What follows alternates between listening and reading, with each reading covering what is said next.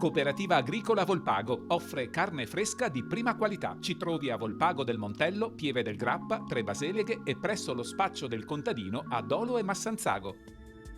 Bentrovati al meteo. Correnti più umide sud-occidentali interessano il nord, portando molte nubi, ma piogge blande o del tutto assenti. Vediamo come sarà la previsione sul nostro territorio.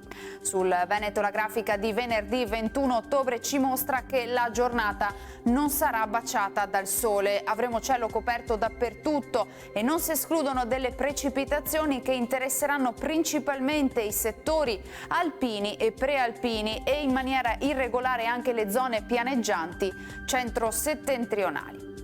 Temperature in lieve calo, minime tra 11 e 13 gradi, massime invece comprese tra i 19 e i 22 gradi all'incirca.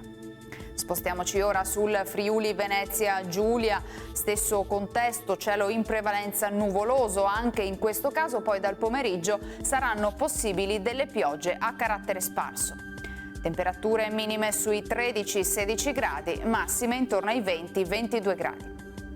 Infine diamo uno sguardo alla situazione del Trentino Alto Adige. Anche qui nuvolosità diffusa, come ci mostra la nostra cartina, verso sera e nella notte prime precipitazioni.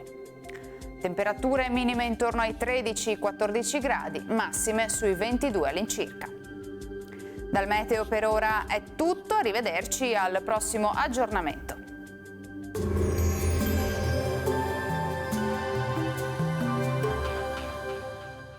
Cooperativa Agricola Volpago offre carne fresca di prima qualità. Ci trovi a Volpago del Montello, Pieve del Grappa, Tre Baseleghe e presso lo spaccio del contadino a Dolo e Massanzago.